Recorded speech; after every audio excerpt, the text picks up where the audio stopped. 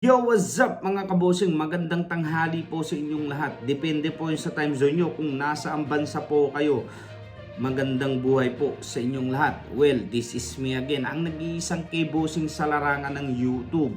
Kung bago lang kayo dito sa aking YouTube channel, huwag niyong kalimutan pindutin ang subscribe button, like, and pakipindot na rin ang notification bell para updated kayo sa mga sumusunod na video na aking i-upload.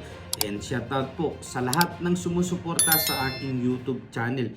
Ingat po kayo lagi and God bless. And ganoon na rin po sa aking mga magulang, lolo, lola, tito, tita, mga kapatid, mga hipag, mga pipinsan, and mga pamangkin, mga bayaw. Shoutout po sa inyong lahat. And ganoon na rin po sa aking mga kabarangay dyan sa Barangay Sisim. Shoutout po sa inyong lahat. Ingat po kayo lagi and God bless. At samantala mga kabosing, mga kababayan, good news po. Sultan Bolkiah ng Brunei Susuportahan ang Pilipinas sa inisyatibong pangkapayapaan ng ating Pangulong Bongbong Marcos.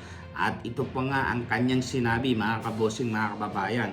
We will continue to support your government's effort in ensuring peace and stability through various initiatives in Southern Philippines, including our participation in the Unification and Modification Assistance. Pinuri rin ni Bolkiah ang ating Pangulo dahil sa pagsulong nitong ng kapayapaan at kasaganaan sa Bangsamoro Autonomous Region in Muslim Mindanao or BARM. Ayan po mga kabosing, mga kababayan, sinusuportahan ng Brunei ang ating Pangulong Bongbong Marcos sa pagsulong nga nito ng kapayapaan. At bukod pa nga dyan mga kabosing, mga kababayan, pinapasalamatan din ni Pangulong Bongbong Marcos ang lahat ng mamamayan sa Canada. Pangulong Ferdinand R. Marcos Jr. tiniyak na makikipagtulungan sa ASEAN at Canada para isulong ang mga kapakanan at karapatan ng mahigit 900,000 na Filipino migrants sa Canada.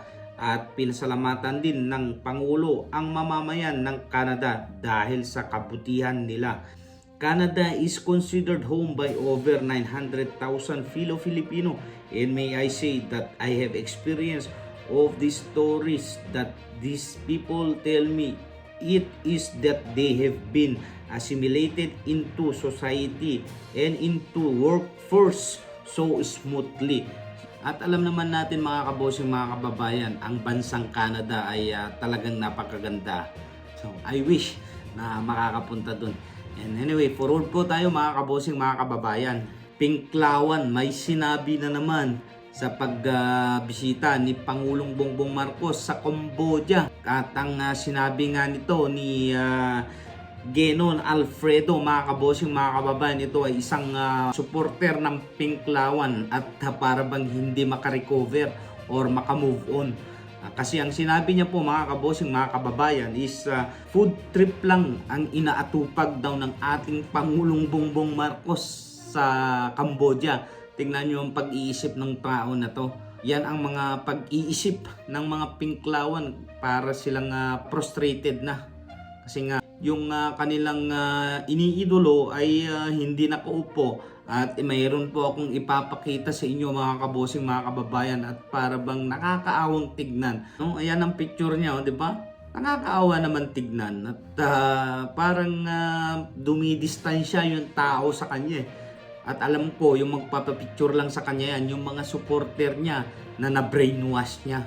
Ang aking balita, si Lutang ay nasa Switzerland. At magkakalat na naman siguro ng lagim dun. Sarili niyang bansa, nakakaya, sisirain niya. Yan ang mga pag-iisip ng mga lutang, mga kabosing, mga kababayan. Kung ano yung ginagawa ng kanilang leader, yun din ang mga sinusunod ng mga supporter nito. Isip-isip din pag may time, mga Pinklawan. Ang masasabi ko lang sa inyo mga Pinklawan, kung wala kayong masabing maganda, manahimik na lang kayo, mas maganda pa. Alright? Forward po tayo dyan mga kabosing. At yung mga OFW nga dun sa Cambodia, mga kabosing, mga kababayan, ay napakasaya nila nung nakita nila ang ating Pangulong Bongbong Marcos ay talaga namang sobrang saya. Kahit sa bansa magpunta si Pangulong Bongbong Marcos ay talagang makikita mo sa mga pagmumukha ng mga kababayan nating Pilipino na talagang napakasaya sila. At samantala mga kabosing, mga kababayan, drug-related complaint versus anak ni SOJ Remulla, dedesisyonan na ng piskalya. At bukod pa nga dyan mga kabosing, mga kababayan, PDEA Chief Villanueva ay sinibak na. At may kaugnayan ba dito sa anak ni Boying Remulla? Ano kaya ang dahilan kung bakit tatanggalin si Villanueva? Dahil lang ba sa pagkakahuli ng anak ni Boying Remulla? So inaanyayahan ko kayo mga kabosing, mga kababayan, na tututukan natin ito. Kasi kapag itong anak ni Boying Remulla ay nakapagpiyansa at nakalabas, ay ibang usapan na yan. Ginamit na nga ni Boying Remulla ang kanyang power kapag ganun. At kung ating matatandaan mga kabosing, mga kababayan, nahulihan nga yung anak ni Boying Remulla ng pinagbabawal na gamot. At alam naman natin yan na kapag pinagbabawal na gamot ang pinag-uusapan ay walang piyansa ang ihahatol dyan. Diba? So kapag yan ay nakapagpiyansa at nakalabas ay ibang usapan na. Kaya po mahal naming Pangulo, sana po ay magmatiyag ka sa lahat ng nilalagay mo sa inyong mga departamento. Kasi baka balang araw, lahat ng inappoint mo dyan sa pwesto ay yan yung hihila sa iyong pababa. At kaming mga taga-supporter mo naman na hindi kami papayag na gagawin nila sa yan, Pangulong Bongbong Marcos. Para sa akin nga, kahit saan tayo magpunta, isa lang ang aking susuportahan. Kung ano yung aking sinuportahan nung halalan, yun din ang aking susuportahan hanggang pagkatapos niya.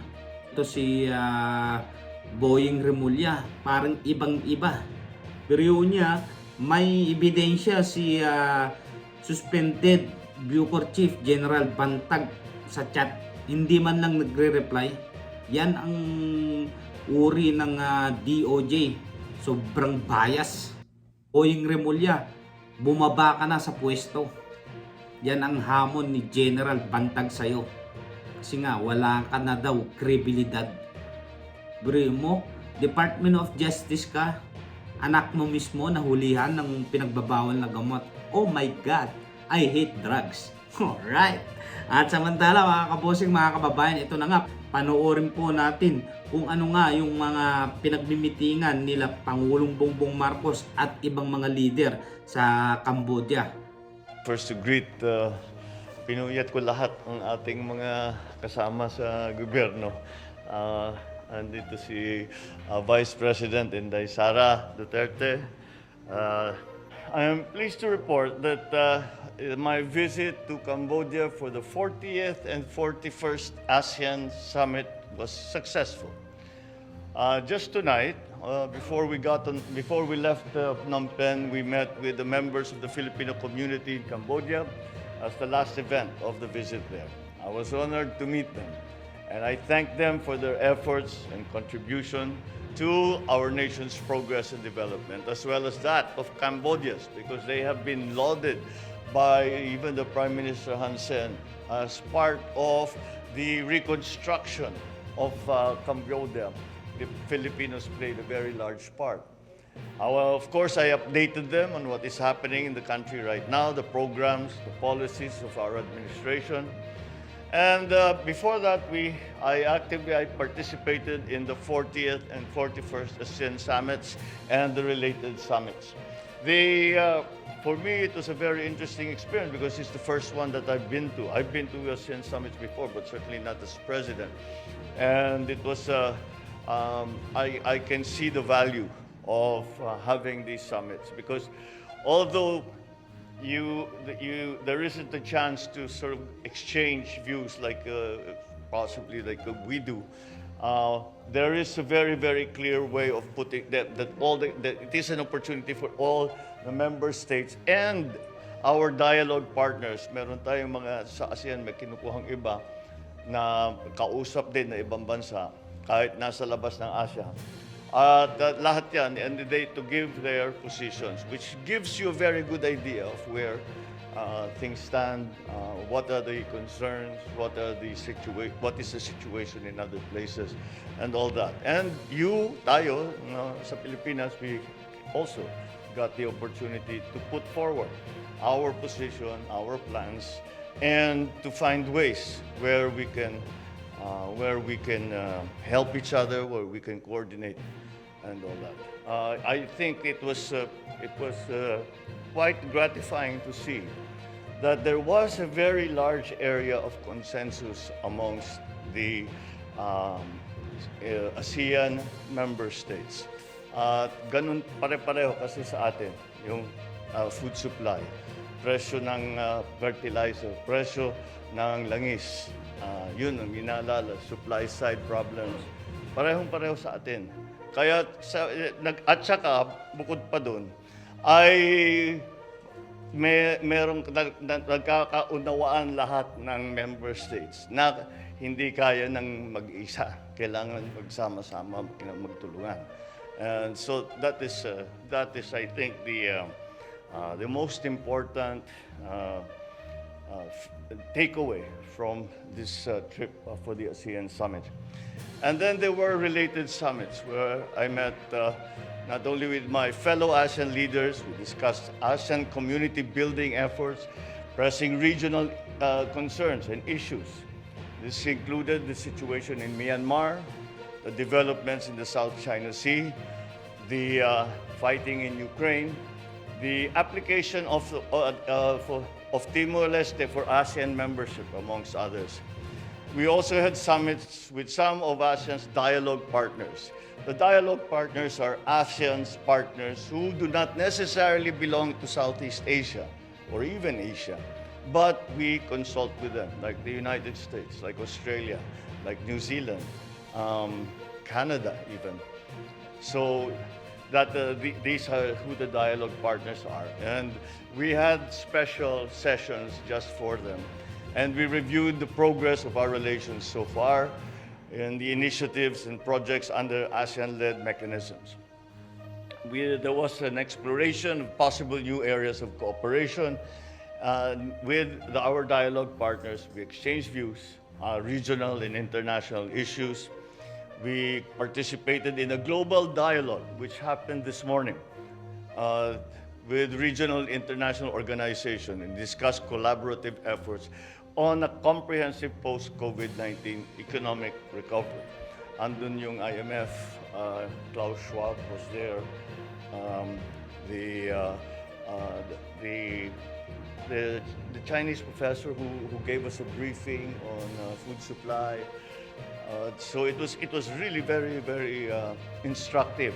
And I'm happy to say that when I went up and spoke to this international, the World Bank was there, and I spoke to them, and it would seem that we thought in the same way that this is the direction that needs to be trod, because that's the way that will bring us to a better economic condition. So in all these meetings, I articulated our national interest and our commitment to working with ASEAN, our dialogue partners, to find common ground to address the issues affecting our region and to strengthen cooperation. I had bilateral discussions with Cambodian Prime Minister Hun Sen. I congratulated him on Cambodia's successful chairmanship of ASEAN this year. I also had bilateral meetings with His Majesty the Sultan of Brunei, the President of the Republic of Korea, the Prime Minister of Vietnam, and earlier today, the Prime Minister of Canada. In these meetings, we discussed how we can deepen the cooperation in key areas, and we exchanged views on important regional and global issues once again. We also had a roundtable discussion. That was the first event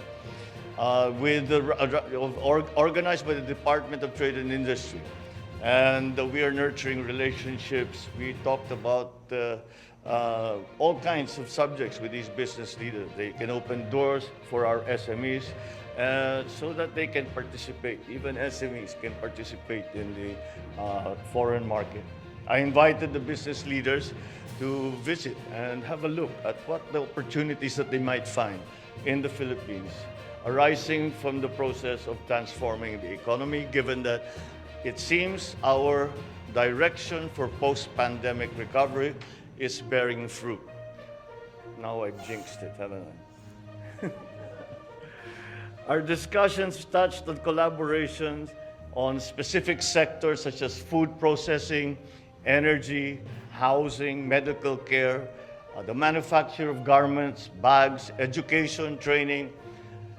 We constantly came back to the subject of food security, to see where the private sector can contribute on ensuring that we have a sufficient food supply at prices that ordinary Filipinos can afford.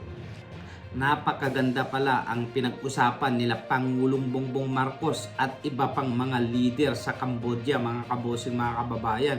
So kung nakaabot kayo dito sa portion na to, huwag niyo hong kalimutan pindutin ang like.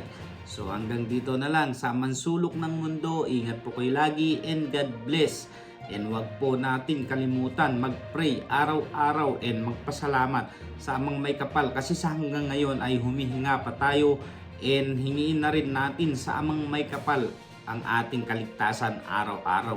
And wag po natin kalimutan magpasalamat sa amang may kapal sa lahat ng blessings na ating natatanggap and sa mga blessings din na hindi natin nakikita. So once again mga kabosing, mga kababayan, sa Mansulok ng Mundo, ingat po kayo lagi and may God bless us. So bye mga kabosing, peace off.